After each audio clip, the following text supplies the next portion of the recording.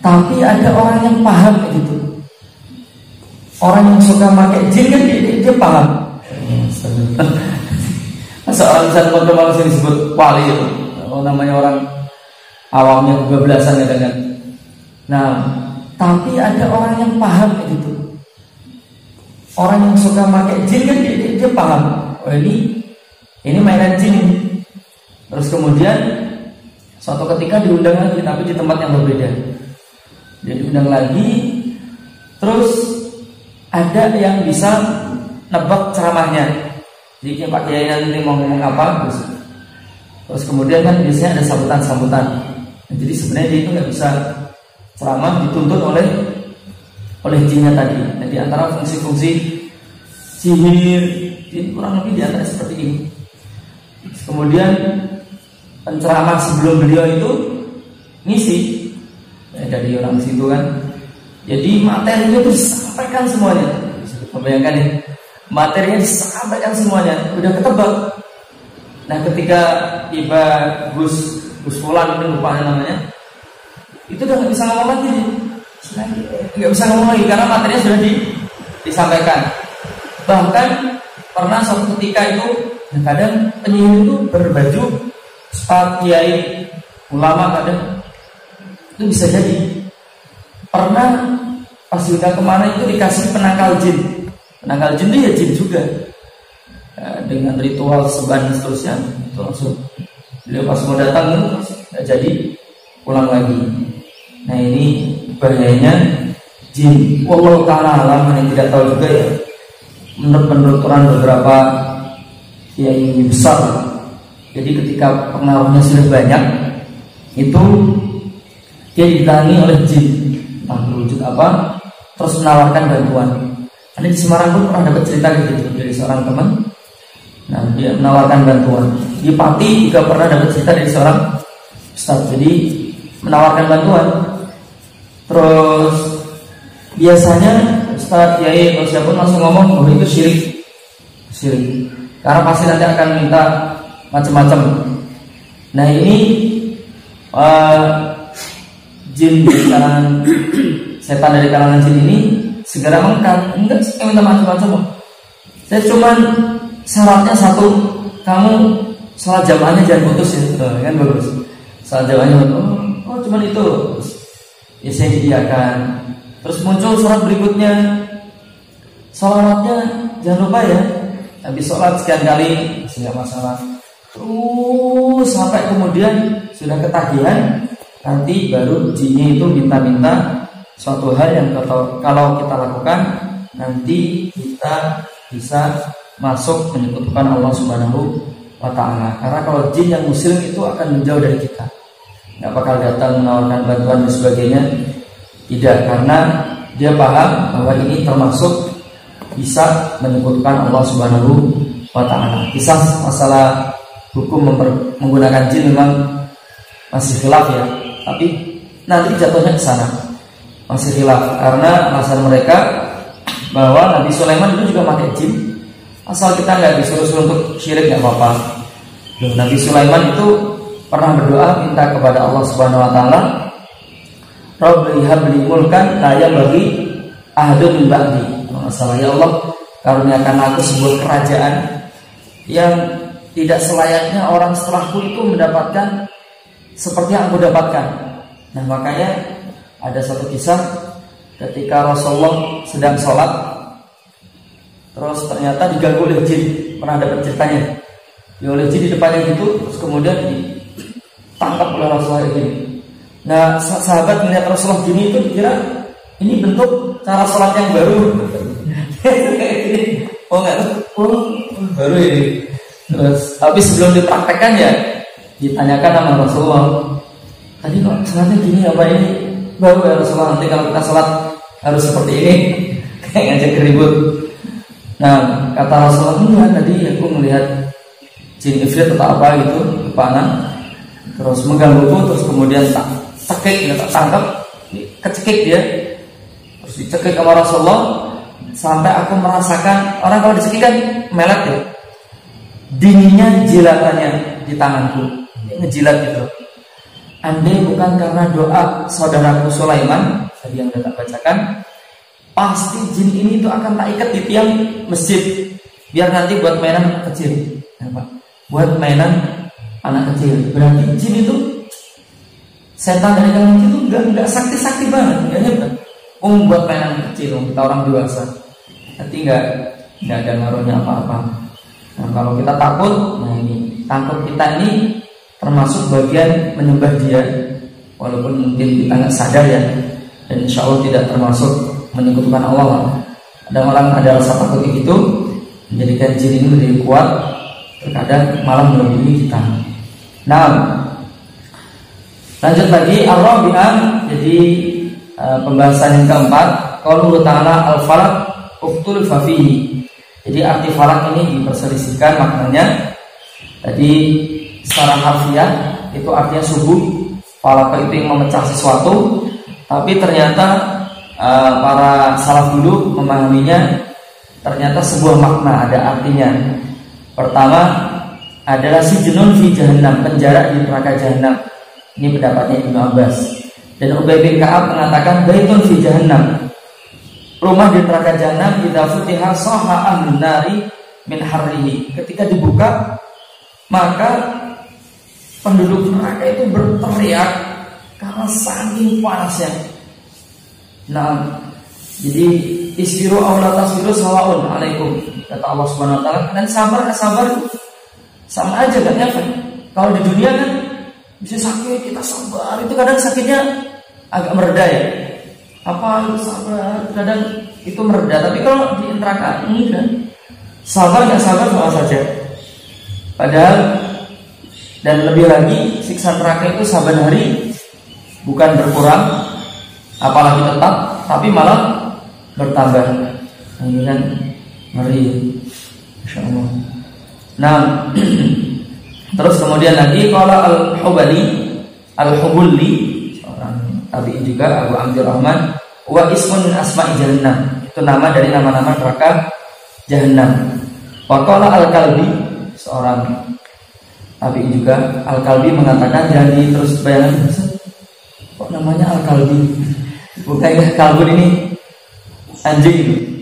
Iya, kalbun kalau arti sekarang artinya anjing, tapi zaman dahulu kalbun itu artinya binatang buas, seperti laknatnya Rasulullah SAW yang Rasulullah arahkan kepada Utaibah. Utaibah itu putranya Abu Lahab, kakaknya namanya Utbah. Kalau Utbah masuk Islam nanti di pas waktu Mekah, adiknya Utaibah namanya Mut'ib masuk Islam, masih anaknya Abu Lahab. Terus punya anak perempuan namanya Durrah. Durrah ini malah termasuk muhajirin. Jadi Ahlul Bait dari kalangan Abu Lahab itu ada. Karena Ahlul Bait kan anak keturunannya Abdul Muthalib dari yang laki-laki. Nah, Utaibah ini terpengaruh oleh emaknya. Karena emaknya kan marah sekali pada Rasulullah, terus juga terima, bunci banget sama Rasulullah, disamperin langsung. Rasul juga maki-maki. Jadi kita bayangkan ya, semuanya itu pemimpin kaumnya dan sebagainya, jadi maki-maki. Terus kemudian Rasulullah berdoa, saya perlu kalbun min kilabillah, mana kamu akan dimakan kalbun dari kalbun Allah, maksudnya binatang buas dari binatang buasnya Allah Subhanahu wa taala. Dia nggak peduli, tetap dimaki-maki terus. Terus pulang ketemu sama bapaknya, kamu dari mana? Dari si Muhammad.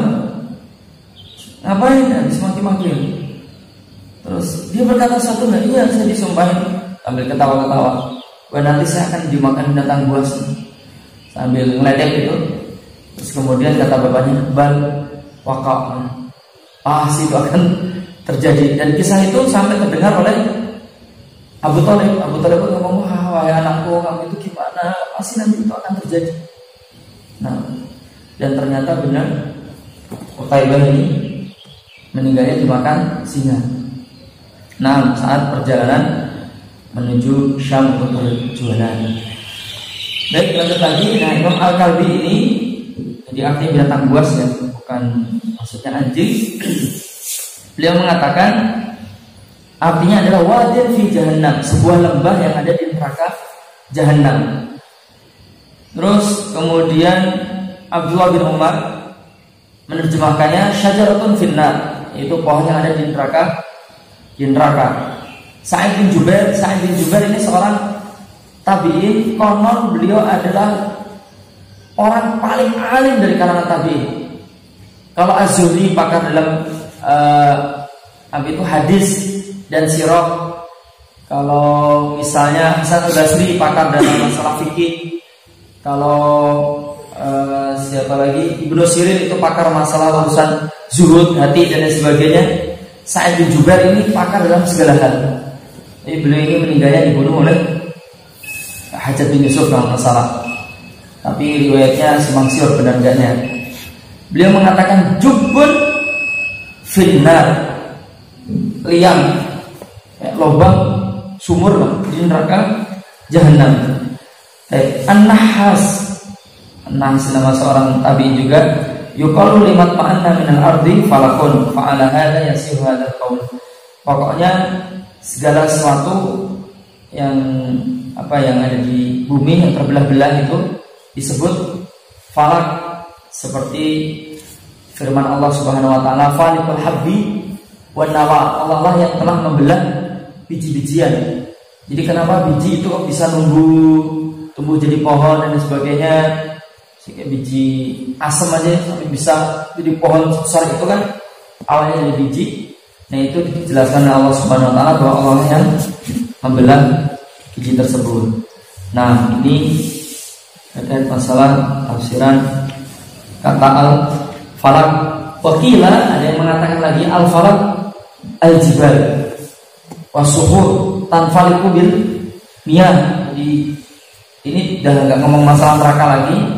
Al-falak itu adalah gunung-gunung atau batu-batu besar yang terbelah, yang nanti keluar dari belahan itu air. Jadi atau bapak di sini pernah melihat mata air langsung yang keluar dari batu itu?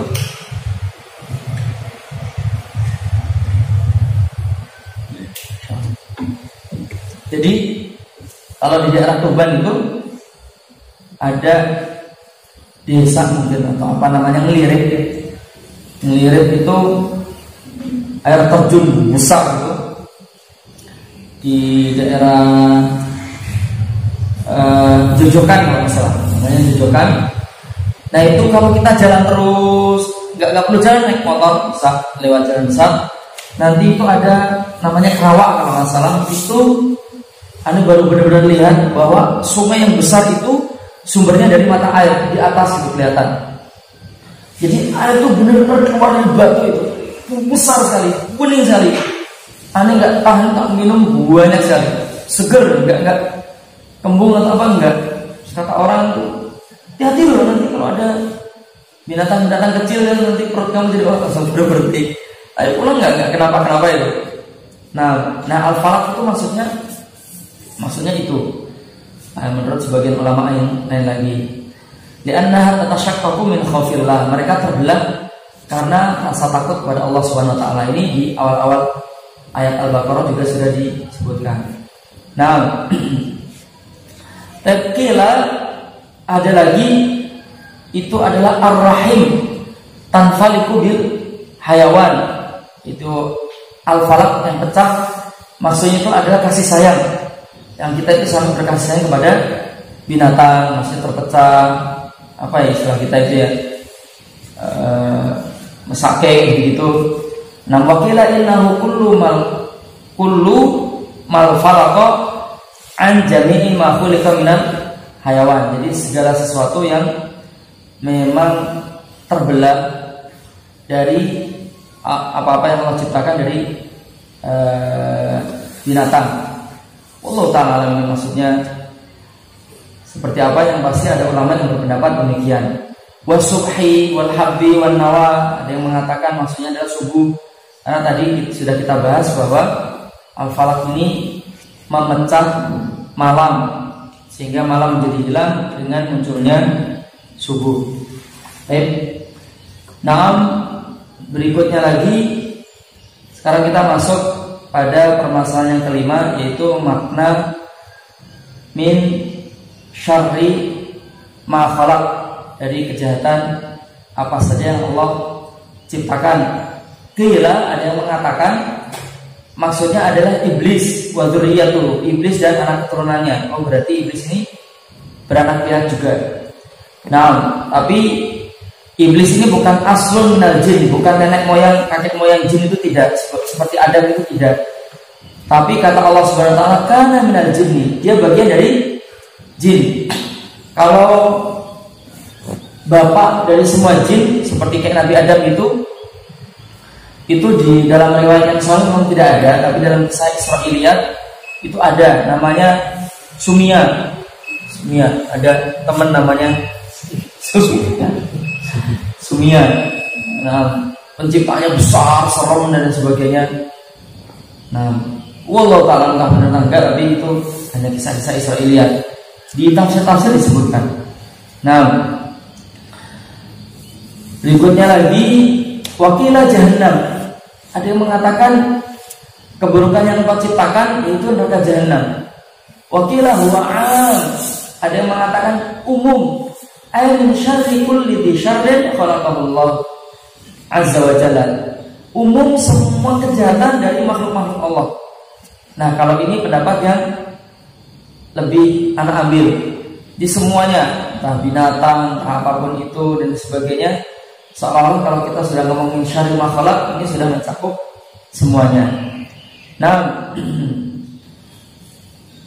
baik, di pertemuan berikutnya kan udah ini dan masuk suruk. Di pertemuan berikutnya insya Allah kita akan masuk pada firman Allah Subhanahu wa taala, wa min syarri ghasikin idza waqab.